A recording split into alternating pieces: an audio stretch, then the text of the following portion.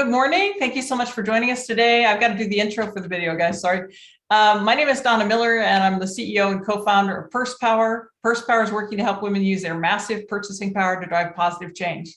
We believe that if women who make 80% of all purchasing decisions would choose to buy from the companies that support women, and we would do that in mass, and we could create a funding stream for battered women's shelters in the process, that we could shatter glass ceilings and change lives. So that's what Purse Power is trying to do. I'm so excited to have Lauree Dash here today. She's an advanced yoga Nidra teacher and mindful meditation practitioner at Meditation Rebound. And thank you so much for being here, Lauree. I appreciate it. Thank you so much for having me. I'm so grateful to be here. You're going to be amazing. And your topic is so apropos. It's something that we all really need. Before we get into doing the session today, I just want to remind everybody that we do tape the program, and we post our programs on our website at pursepower.com under the Let's Share the Journey tab. And you can find a library of about 60 episodes of major leaders across the United States that have come and shared their wisdom with us. People are often telling me how impressed they are with the speakers that we have. And again, that's at 10 o'clock Central every Friday. We also provide an opportunity for everyone to get to know each other the fourth Friday of the month on June 24th. That's our next networking session, and that's a chance for you to get to know each other live. All right, so let me go ahead and get started and introduce Lauree, and then she'll take it over. So I met Lauree a couple of years ago, and she'll tell you her story, but she's got an amazing background. She's accomplished incredible things in her life. And as she's moved on to this phase where she's really trying to make a difference for people. And I appreciate all she's doing. I think it's going to really help us all today. She teaches meditation classes for the Integris Cancer Center Institute, Public Strategies, Chesapeake Energy, Soul Yoga, and she teaches also privately here in Oklahoma City. She's certified through the 400-hour teacher training program at the Den Meditation Center in Los Angeles. She's studied mindfulness and the heart practices through UCLA MAPS program classes. She completed an additional compassion and forgiveness training, as well as studied mindfulness-based self-compassion, which we all need, of course. She has also taken her 200-hour yoga teacher training and Soul Yoga's Allison Candelaria, I guess, and is currently in the process of finishing the 2-year mindfulness meditation teacher certification program with Jack Kornfield and Tara Branch. Brock. Okay, Brock through Berkeley's Greater Good Science Center. Okay, you've got a heck of a resume here. Why don't I go ahead and just hand it over to you? Anything else you want to add about your bio? And we'll go ahead and get started, and I'll turn off my camera as well. Thank you. Thank you. Thank you so much, Donna. Welcome, everyone. I'm so happy that you are all here today. I wanted to begin today just with something, a little experience for you for 5 minutes. This is called, some people call it a mindful moment. I call it a mindful break.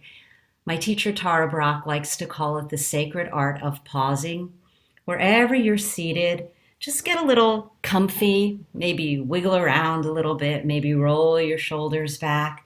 Relax your arms and hands on your lap or on your desk or on your chair.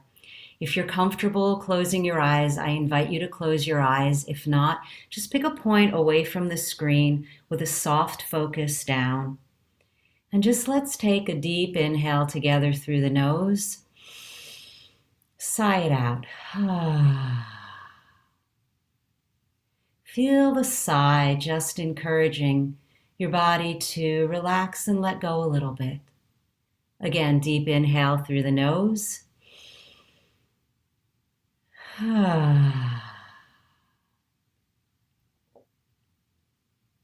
Gently close the lips.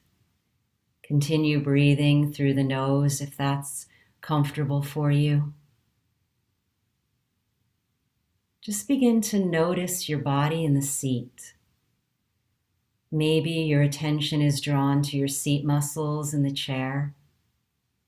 Maybe you can feel the soles of your feet making contact with the ground. Maybe you feel the support of your lower back or the back of the chair. Just notice what you feel in your body right now, today, in this moment. Are there any areas of tension, aches or pains? See if you can perhaps send some kindness into that area.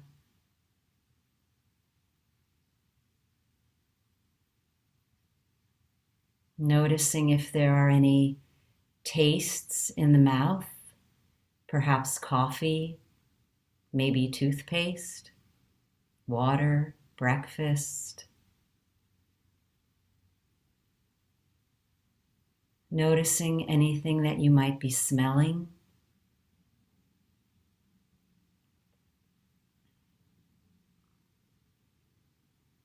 Listening for sounds.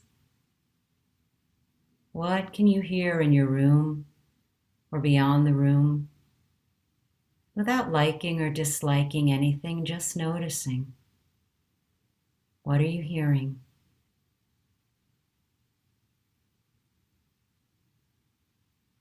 And noticing then the body breathing.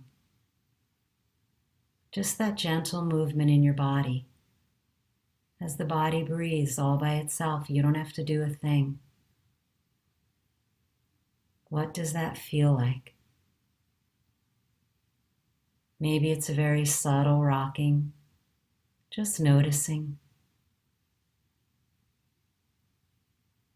And taking another deep inhale through the nose, holding the breath, exhaling and opening the eyes.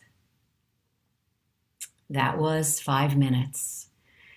Sometimes that's taught as the acronym STOP, which is the S for stop, T, take a breath, O, observe, P, proceed. So sometimes it's just super, super helpful to take a moment, to just sort of see what's going on, especially if we are triggered. So, who am I? Well, I spent 20 years of my life as a broadcast television producer in very high stress jobs. My first big job was at Access Hollywood in entertainment news, and I crashed pieces every single day, which means I came in and I watched tape, a lot of tape, and I had to write a story in about an hour that aired that night. Then I launched a talk show for one of the most difficult production houses in Los Angeles. And it was really, really stressful. I won an Emmy, and it was one of the hardest years of my life. And then I went on to work in development for a few years. And all the while I was in this kind of very stressful and highly creative profession, my husband had a catastrophic car accident, died 3 times, had a 1% chance to live. And just to give you an idea of what it was like, the first hospital stay was 6 months. So we kind of went through a lot. In total, it was about 3 years of recovery. I took a lot of my producing skills and I ended up producing his recovery. And with the help of amazing doctors and the grace of God, of course, my husband made a full and complete recovery, but it was about 7 years of PT and 3 really rough years of a lot of surgeries on both coasts, back and forth. And when we sort of got well enough to kind of get back into our lives, I wanted to get back to my producing life as soon as I could. I wanted our life to get back to what it was. And I tried to put that round peg in that square hole, and it wasn't possible. Because you see, I had changed. My husband and I both had changed. We'd lived through something epic. So at one point, we just looked at each other and he said, I didn't come back from the dead for you to spend 14 hours at the studio all day. We wanted to spend more time together. And I really felt like this next chapter in my life, I wanted to give back. I wanted to do something that would be helpful to people. I felt like I'd been given a gift. Most people don't get to go through what we went through and have a happy ending. And I felt like I'd learned so much. I wanted to do something that would allow me to help make a difference in other people's lives, perhaps going through some difficult things. So we had this conversation. I went into my boss the next day. I had worked with this woman for about 3 or 4 years, so we were close friends. I was her second. I gave her 2 months notice. I quit. Ended up being about 3 months. I entered my first meditation teacher training program. And my husband and I decided to move back to Oklahoma City, where he's from. So that's how I sort of got here in a Reader's Digest version. What I want to talk to you about today is the power of mindfulness and meditation, and how impactful it can really be in whatever business you're doing and in your life as well. So I want to begin with meditation. What is meditation? Well, the best definition of meditation that I've ever heard is from my teacher, Jack Kornfield. And he's a pioneer of mindfulness in this country. And he says that meditation is any deliberate training or practice that connects you to a larger sense of yourself, something greater than our small egos, than our small sense of self. So in that way, when we talk about meditation, there are a million flavors of meditation. You can be practicing heart practices, which I also teach. You can be practicing yogic practices, which I also teach. You can be doing something like mindful movement, Qigong or Tai Chi or yoga. Some people that do TM, chant mantras, devotional practices, going to church every Sunday. That's meditation. So when we talk about meditation, none is better than the other, and they're all different forms, and we choose what speaks to us. Today, I'm going to speak to you about mindfulness, which is a particular flavor of meditation. So what is mindfulness? Mindfulness, and if you ask 10 different meditation teachers for the definition of mindfulness, you'll get 10 different definitions. This is the definition that I happen to be loving and liking right now. And that is paying attention on purpose, deliberately, to the present moment with a willingness to be with what is. So there's 2 parts to that. It's consciously moving our attention to what's happening in the present moment, which is what I did with you in that little 5-minute practice that we did. Noticing things, right? And then there's this other piece of it that's so beautiful because it's non-judgmental. It's allowing ourselves to be with whatever's coming up. When I said to you, listen to the sounds, and I said, no likes, no dislikes, I allowed you to take away a layer of judgment. It allows us to be curious about things. So if you can imagine how powerful mindfulness can be for us when we're triggered, when we're scared, or when we're angry, or we're upset, or we're frustrated, to be able to notice those things and be with them and care for them, as opposed to resisting them or fixing them or trying to make them go away, but be with them with curiosity so that we can gain insight into ourselves.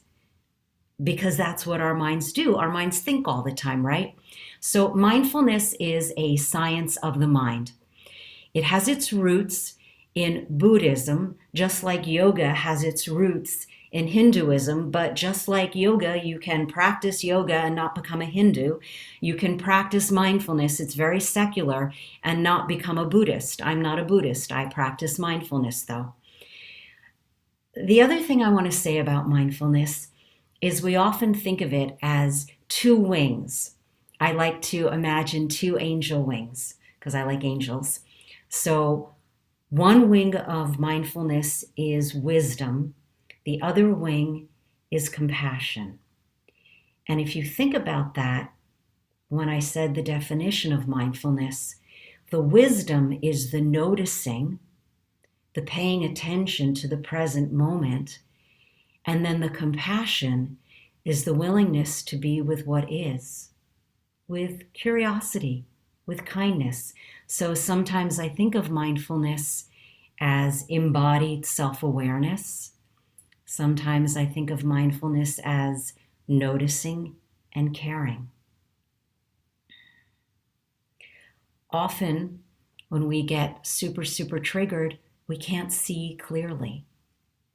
So another word for mindfulness is insight. It's based on something called vipassana, which means to see things as they really are.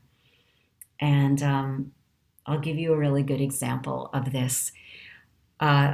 Just a couple weeks ago, I lost my car keys. I couldn't find them, and I was sitting at my desk, and I had that moment of freak out. You know, the anxiety starts to arise in you, and I'm like opening my drawers. I'm looking places I'd looked twice. I can't find them. I'm not going to be able to get to this meeting that I have to get to. Oh my God, the mind starts spinning, because that's what our minds do. We're human, you know?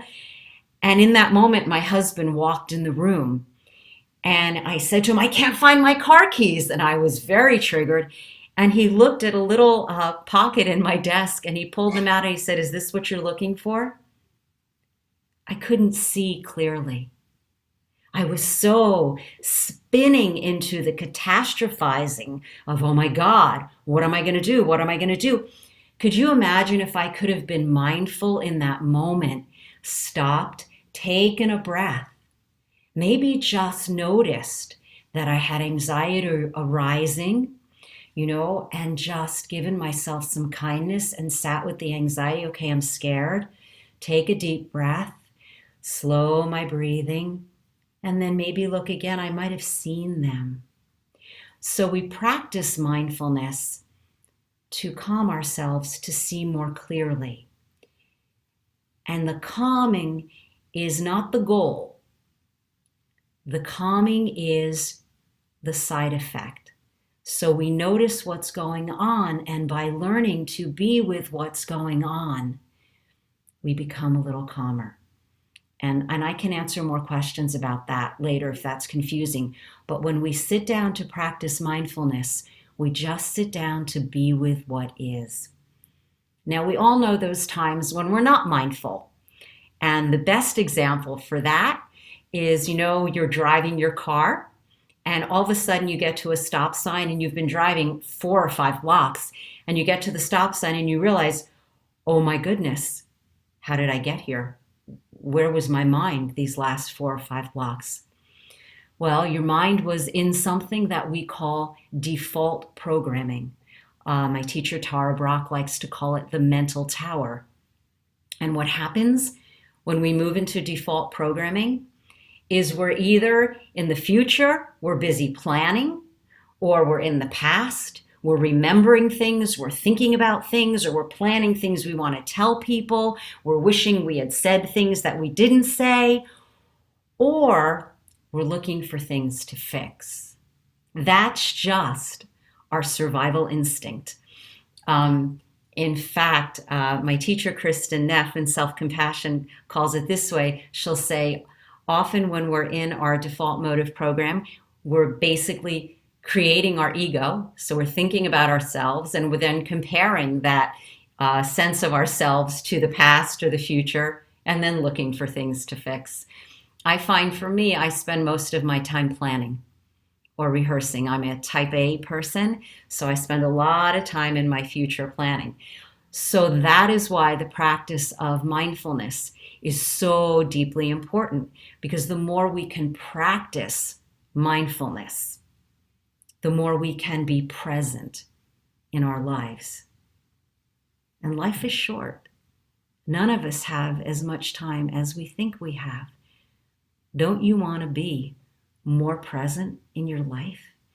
More intimate in your relationships, so that when you're talking to your dear friend, you're not multitasking and cooking at the same time and doing business at the same time. Or when you're spending time with a loved one, you're not thinking about, oh my God, what I have to do tomorrow. Or when you're in this meeting, you're not thinking about, oh my God, what am I going to do when this meeting's over?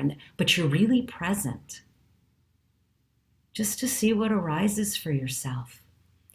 There's a richness that is available to you in your lives, the more present you can become. So we practice mindfulness because it's not our default mode of programming. We must practice it. Some of the benefits of mindfulness, and this is why I really think of them as practices for life, is you become more emotionally resilient because you notice when things are going on and you are not caught into what we call habit energy. And we all have this because it's human nature. What's an example of habit energy? Well, I'll give you a great example. I have a friend who, when she gets frightened, gets sarcastic with me. And so she'll say things that are sarcastic, and that triggers me. I don't enjoy sarcasm, and I might respond a little angrily. If I'm not mindful and noticing that she's being sarcastic, I might say something back that's really not so nice, that escalates the situation. But if I'm mindful in that moment and I notice, ooh, that was sarcasm, that doesn't feel so good in me, I might take a breath. I might do the stop that I said in the beginning of class. Stop, take a breath, observe, proceed, and notice, remembering she's sarcastic right now. Something's going on. She must be suffering. And I might want to name, ooh, well, that was sarcastic. Is everything okay? Which is a very different response than reacting to, you were being sarcastic to me, well, screw you. So mindfulness gives me that kind of emotional regulation. It gives me emotional resilience, the ability to bounce back. And it also gives me a greater emotional intelligence. So Daniel Goleman, who created emotional intelligence, actually worked with my teacher, Jack Kornfield, and a lot of the premises in emotional intelligence come from mindfulness, those teachings originally. And what is emotional intelligence? Well, it's being able to read the room. And who doesn't want to be able to read the room better, as well as ourselves? Because actually, the more in touch and mindful we are in ourselves, the more mindful we can be of other people as well. So, there's a beautiful quote that I like to share when I talk about habit energy versus response. Sometimes I call it reactivity versus response, because the reactivity is the fights we get into with our families all the time. You know how we can all get triggered. That's so easy. And all of a sudden we're in a fight. Well, that happened because we weren't paying attention. So that's the reactivity. How do we pay attention more so that we don't have to be as reactive? The writer Viktor Frankl, he was a Holocaust survivor. He wrote a beautiful book called Man's Search for Meaning. And in it he said, everything can be taken away from a man but one thing, the last of the human freedoms, to choose one's attitude in any given set of circumstances, to choose one's own way.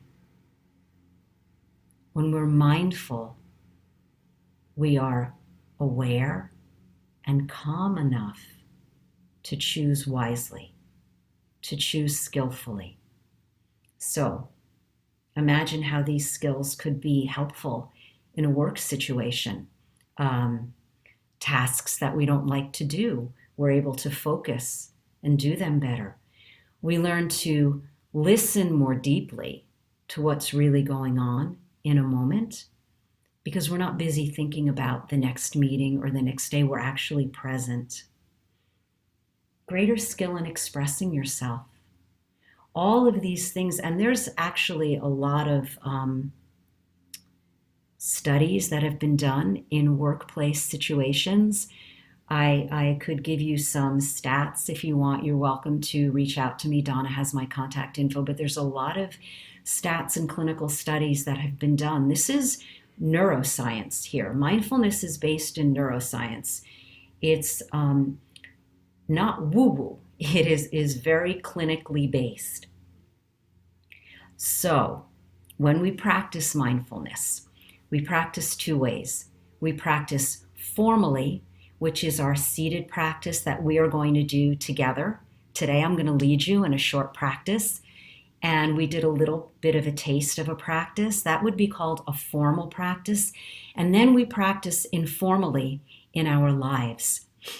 So that would mean in that moment when my friend is saying something to me that's sarcastic and I want to choose differently, I want to show up differently. That's me being mindful of what's happening in me, how I want to react, and then stopping, practicing that sacred art of pausing and taking a breath. I used to call these tools for life. And then I was speaking to one of my teachers about it, and we realized together they're not really tools, because when you think about tools, that denotes they're in a handbag that you can carry with you everywhere you go, that are just in the bag for you to grab when you need them. However, if you're not practicing them, they're not in that bag. So it's different than a tool for life. It's not just always there. We have to practice, because the neuroscience is what you practice grows stronger. And that's just fact. So often we get very practiced in our habit energy, responding the same way in situations over and over and over again. And you know what the definition of insanity is, thank you, Tony Robbins, doing the same thing over and over again and expecting a different response. So we practice formally to begin to start to train our brains to be present. And how we do that in mindfulness is we work with what we call an anchor. That anchor is a place to always return to, like a home base. We can anchor in 3 different things I'm going to teach you today. One, we can anchor in, and it's always the felt sense. It's not thinking about, it's the felt sense. Like I said to you in that 5-minute practice that we did, what does your body feel like? I took you inside. You weren't thinking about your body, you were feeling your body. So we can anchor in a felt sense of the body as a whole. We can anchor in a particular body part, maybe the soles of the feet touching the ground, the hug of gravity in the lower half of the body in the chair. I like to personally anchor in the sensations in the palms of my hands. I place them palms up. There's a lot of nerve endings in our hands and in the soles of our feet. So I particularly like to anchor in my body there. Some people anchor in their heart center. Some people anchor in their shoulders. It's up to you, whatever feels good to you. Or we can anchor in listening to sounds. I spent an entire retreat in Ojai, California, where they have amazing birds anchored in sound because the birds were so present. So I would just come back to listening for sounds when my mind got carried away by a thought without judgment. Or we can anchor in that felt sense of breath, which I gave you a taste of before, which is feeling the body breathing, or feeling the breath in the body, perhaps at the nostrils, the heart center, or the belly. Any one of these work, and the only caveat is you choose one for that particular practice. It's more skillful to start by just choosing one when you're beginning practice than moving all over the place. So what will happen is you will be anchored in a particular anchor, say your breath in your nostrils. You'll be there for about 4 or 5 breaths. You'll notice there's a stream of thoughts there. Thoughts happen. We're humans, we think. Remember, this is a science of the mind. And then all of a sudden, you'll notice you got carried away by a thought. You're in it, you're thinking. And there's a moment of awakening where you realize, thinking. I've been thinking about what I'm going to eat for lunch later. And in that moment, we don't beat ourselves up. We just say, you can label it silently in your head, thinking. Or you can just smile or just feel the joy of that moment of, I'm awake. It's an opportunity to become present. And in that moment, we just return our attention back to that anchor, whatever we've chosen, the body, sound, or breath. And that's what the practice is, an anchor practice in mindfulness. So it's very simple, Not always easy to be with what arises. Thoughts are not the problem. I cannot tell you how many clients I have that say to me, my mind's too busy. I have too much going on. I can't possibly meditate. Trust me, I know I was that person. I was more type A than anybody I know. If I can meditate, anybody can learn to meditate. But most important, the thoughts aren't the problem. The thoughts are actually this beautiful, beautiful window into self-inquiry. Because guess what? You start to meditate, you go off in thought, you come back to your anchor. You do that enough times, you start to notice, oh, I spend a lot of time thinking about XYZ. Isn't that interesting? Because again, there's no judgment, right? Paying attention with the willingness to be with what is. Or, that person says, I was really upset by what that person said. And you might even contemplate that for a little bit in your practice and then return back to your anchor. So sometimes even insights arise. We learn in mindfulness how to be with our thoughts. And here's the metaphor for life that's so beautiful. We cannot change what happens to us. We have no control. If a child gets sick, if we lose a job, if the stock market crashes, there's so many things, COVID, you name it. We cannot change what's out there. What we can choose is our response to it. What we can shift is our relationship to it. And that is what mindfulness teaches us. That is the gift of mindfulness. So I want to lead you in a brief mindfulness anchor practice. It'll be about 12 to 14 minutes. So if you want to stand up for a minute and just shake your body out a little, if you want to stretch where you're seated, that's fine. Just take a moment, maybe roll the shoulders. I like to circle my head and neck a little bit. For those of you that spend a lot of time at your desk, it might be nice to open your chest a little bit, squeezing the shoulder blades together. We call this arriving into our seat of practice. You can rest your palms of your hands any way you like. Palms up, palms down. If you like to clasp your fingers, you can place a palm on top of the other. I like my palms up. You can place your hands on your chair. Whatever feels good to you today, this is your practice. So just take a moment now. If you're comfortable closing your eyes, I invite you to close your eyes. If not, pick a point away from the screen. Soft gaze, one-pointed focus. I'm going to ring a bell of mindfulness just to begin our practice.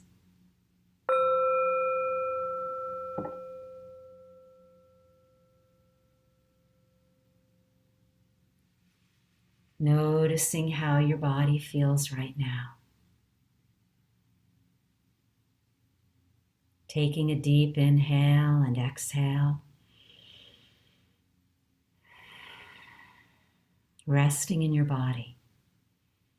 Feeling your body from the inside out. This inward focus.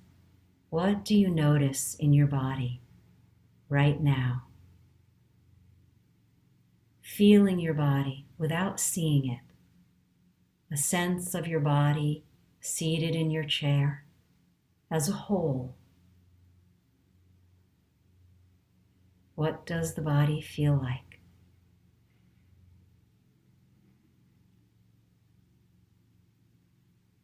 Maybe perhaps you might notice the soles of the feet connecting to the ground. What does that feel like? A particular part of your body. Where do the feet make connection? Ball of the foot, the toes. Moving up the body, Perhaps noticing the seat muscles, the backs of the upper thighs, noticing the hug of gravity of the chair, feeling into that. What does that feel like right now? Where do you notice connection or pressure?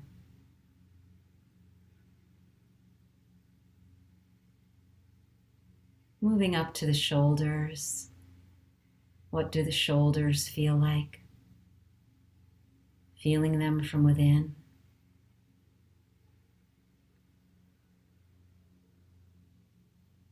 Noticing the arms hanging like drapes. Noticing the feeling of the hands, where the hands make contact with the legs, or with the chair, or the sides of the body. What are the sensations that you notice? Palm of the hand or the back of the hand?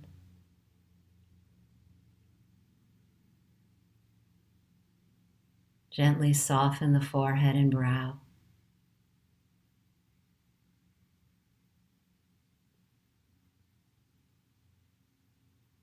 And allow the attention now to gently move to sounds. Listening for sounds in the room where you're practicing. Listening with this beautiful willingness to be. Letting them be just as they are. No likes or dislikes. What can be heard? Do sounds have a rise and fall?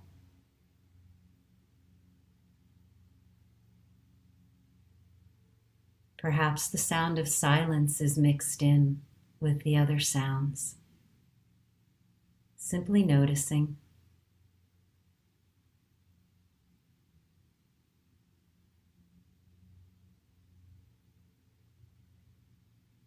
I invite you to move your attention away from sounds into the feeling of the body breathing. Noticing the breath moving in and out of your body. What does that feel like?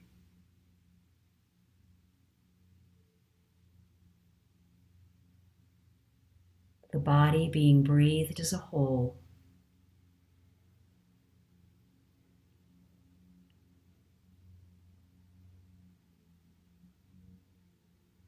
And allowing the attention now to move to the nostrils.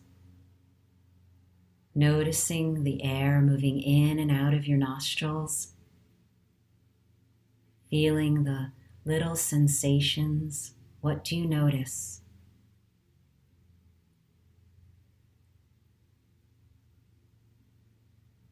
Noticing the breathing in the chest, the heart center. Feeling the ribs filling and releasing with each breath.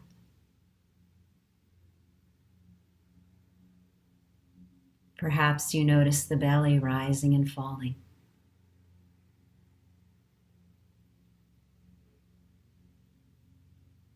What I want you to do now is I want you to choose an anchor, whatever is pleasant for you.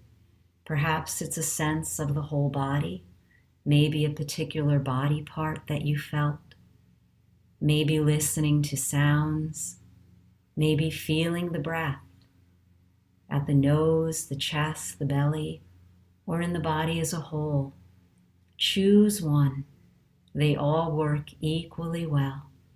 Allow this anchor to be your home base. Begin to rest in it. What do you notice about your anchor right now? You may notice a steady stream of thoughts happening at the same time. That's perfectly fine. It's noticing your anchor, getting curious about it. After a few breaths, you'll notice that you get carried away by a strong thought. That's perfectly fine, not a problem. It's what we do. And in that moment of awakening, you can silently say in the mind, thinking. And just like a little puppy dog that we're training, returning the mind back to the anchor. That is the process over and over. Moment after moment, sensation after sensation, breath after breath. Let's practice in silence for a moment now.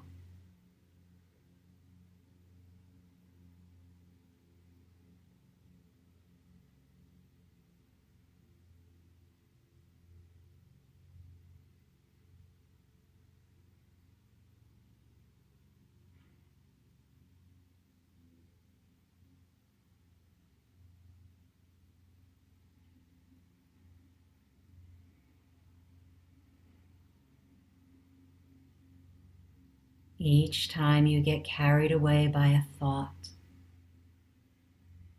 simply recognize it, returning back to your anchor, beginning again.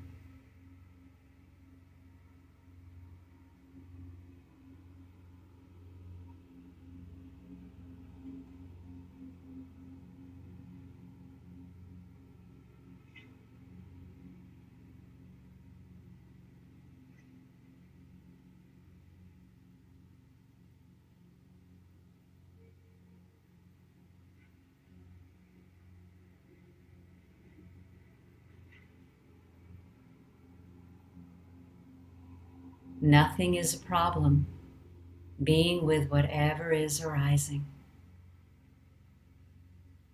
Returning to your anchor.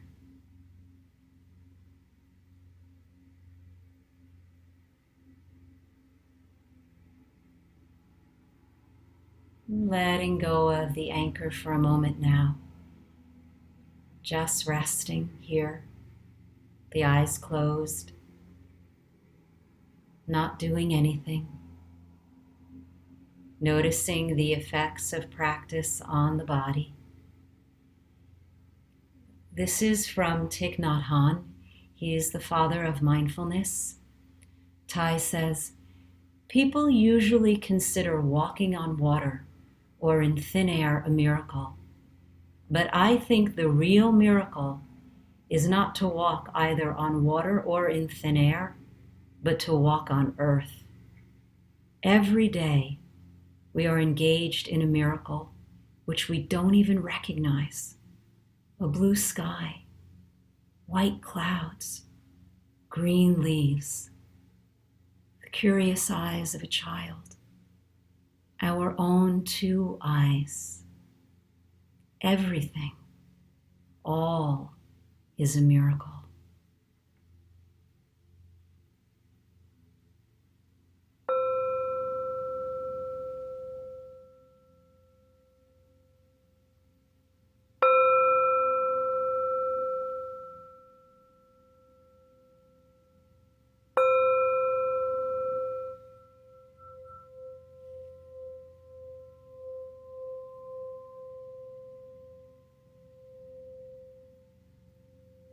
Keeping the eyes closed, just begin to add a little mindful movement. Maybe rolling the shoulders or stretching the arms, being kind to your body. And when you feel ready, I invite you all to open your eyes. Come back. We have a few minutes that I've left for some questions or perhaps some sharing of experience. We all learn from each other's experiences. So I invite you to come back on camera and invite us all to be together. And if you have a question, please unmute yourself or raise your hand. Or if you just want to share what that experience was like for you, please, I invite you to do so. Deborah, please. It was wonderful. You know, we began and I asked the question when I was introducing myself, what do you need to do to recharge and unwind this weekend? And this was it. And the weekend hasn't even begun. So what a gift. And for me, this is perfectly timed, professionally and personally. we all have our challenges, right? We all have things that cause anxiety. And I've alluded here before that last fall, I went through a major emergency that put me in the hospital for several weeks as a result of having had cancer some years ago. And there's always kind of the threat that it could happen again. So when you talk about your husband who went through extraordinarily difficult thing, he, he's very intentional about how he wants to live. And it sounds like you are as well. And that's how I want to be. And so I want more of what you have offered today. So my question is, how might someone integrate this into their day-to-day life over the next few weeks if they really want to try it out? What is the shortest amount of time you can invest? How often? Just anything you can share where if we really want to step into the water and try this out. Thank you so much for asking that. And I just want to also honor your experience and say yay for you. In mindfulness, we celebrate the moments of joy in our lives. We cultivate that so we can cultivate more. And bravo, you're a survivor. That is, Yes. So I just want to name that and lift that now, first and foremost. So the easiest way to begin a formal practice, and it's challenging to guide yourself in the beginning. If you would all like, I can give Donna a 10-minute recording that I have made for my students that I will share with all of you for free that you can use as a practice. You can use Insight Timer and Calm and 10% Happier. There are many, many different apps out there that have a lot of resources. However, if you really want to, I'm sorry? If you really want to get deeply into this a little bit more for yourself, I recommend that you take a few classes with me and you learn to guide yourself, because that's where the deep stuff happens, when you learn to guide yourself. But what I'm going to do is give you a copy of this recording. And like I said, it's 10 minutes. Start small. And you know what? If your life is so crazy that even 10 minutes just seems like, it's overwhelming, I can't possibly do this, then don't do that. Start with 2 minutes or 3 minutes where you just sit with yourself. Or maybe you say to yourself, you know what? This week, I'm going to practice when I notice that I get triggered, I'm just going to practice stop. Stop, take a breath, observe, proceed. And that's all I'm going to do. And that's a start. Just begin. Just do something. There is nothing too small. And I also want to say and name, just because I study and I practice and I do all this, do not think for any stretch of the imagination that I do not get triggered, that I do not have frustration and anger and upset. I know what to do when that happens because I have a practice and I lean into my practice for help. And Deborah, I work with a lot of cancer patients, and I have a lot of clients that are cancer survivors. And, I'm just going to name something for you, and I don't know if this is helpful, but I really hope it will, because it just arose to share this with you. I'm going to get a little emotional. When you go through something epic, the fear never goes away completely. That is what I have found for me with my husband. The fear of losing my husband has never vanished, and it never goes away. But there's a gift there as well, and that is I never take him for granted. There is not a moment of our lives together that I don't celebrate. I don't go to bed at night or wake up in the morning without hugging and kissing and feeling grateful that we're together, that we can be together, because I watched him die in front of me. I know what's possible. You have the same gift. You went through something that was so terrifying and facing your own mortality. You have gifts now that you can share with people that are so beautiful. So it's never black and white, right? We live in a non-dualistic universe. We can't have one without the other. So I don't know, it just arose to share that with you for whatever reason. So I hope that's useful. We have a few more minutes if anybody else wants to ask anything or share anything, or if you found that the practice was difficult, or if something arose for you, or you have questions about it too, please. I just have a comment about deep breathing. Years ago, when someone mentioned that to me, I thought, oh, that's ridiculous, until I tried it. And it's now that I do it frequently, just in my daily whatevers I'm doing. If I'm uptight about something, just taking some deep breaths just makes such a difference. And I think sharing that with others who are anxious, and maybe do it with them, depends on the situation, but just introduce them to the deep breathing. So many people I don't think are aware of the impact that has. That's beautiful. Thank you. Thank you so much for sharing that. So 100%. What's happening is the deep breathing is kicking in your parasympathetic nervous system, and it's putting you in rest and digest. Here is a breathing technique that you can do that's really, really valuable. When you want to really, the science behind it is it's activating your vagus nerve. So when you really, really want to just calm yourself, elongate the exhale. The quickest way to elongate your exhale is to take an inhale through your nose, gently purse the lips together like you're blowing out through a straw or a candle, and exhale as long and slowly as possible. Let's all try it together. Inhale through the nose.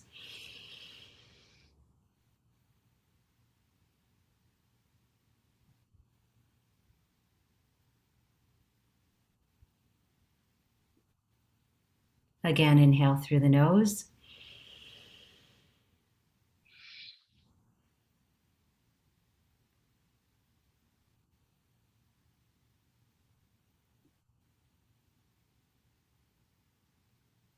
And just feel what you feel in your body. I feel like a rag doll. Yes. So that's a very powerful breathing technique. Another breathing technique is called coherent breathing. You can inhale for 4, hold for 4, exhale for 4, and rest for 4. We're a minute over. Is it okay if I do this, Donna? Yeah, that's fine. And then we'll wrap up the show. Go ahead. Great. Okay, so everybody take an inhale, 2, 3, 4, hold, 2, 3, 4, exhale, 2, 3, 4, rest, 2, 3, 4. Inhale, 2, 3, 4, hold, 2, 3, 4, exhale, 2, 3, 4, rest, 2, 3, 4. Very nice. That's another possibility. Thank you so much. Go ahead. You're welcome. One last thing. When we're really tense and we're really, really triggered and we have a lot of anxiety, sometimes it's not possible to use breathing. Sometimes it's not possible to sit. And so sometimes you just need to go out and take a walk, or like tense and release. You need to do something to get your body moving. These are all resourcing little techniques that can help us when things arise that are difficult to be with, because it isn't always comfortable to sit with it. Okay. Thank you so much, Lauree. You're amazing. I really appreciate your insights. I think that this has really set us up for a great weekend. So thank you very much. Appreciate it. All right. Just want to let everybody know that next Friday, we've got Bonnie Marcus coming on. She's the author of Not Done Yet. And her book is How Women Over 50 Regain Their Confidence and Claim Workplace Power. So she'll be here, and then we're taking a vacation on July 1st. And then I've got someone who's got a product that can help you. If you've got a book, you're self-published, to create an audio book out of your material and get it out there in the marketplace. I've told you also, we've got a brand new program where we're helping underprivileged women to have technology careers. We're looking for companies that could absorb those individuals. It's an amazing program to really put people on a great path in life to get from being marginalized or underutilized to having a high-paying technology career. So if you know of anybody who'd be interested in that, please let me know. Please like and share our social media pages. Let your friends know about this webcast. Again, I will have this up later today, no later than tomorrow. And you can register for any of our programs every Monday morning for every Friday's event. Okay, anything else you want to say, Lauree, before we go, or anyone else? I just want to thank you all for having me here and for sharing this hour together. It really was my pleasure to be with you. Whenever I do something like this, you teach me so much. So thank you. Thank you. This was one of the fastest hours we've ever had. This went by really quickly. So thank you again. All right, you guys have a terrific weekend. Please remember, purse power, we have it. Let's use it. See you next Friday. Bye-bye. Take care. Thank you, Lauree. It was wonderful. Thank you. Thank you. Wonderful to be with you. Okay. Bye-bye. Bye.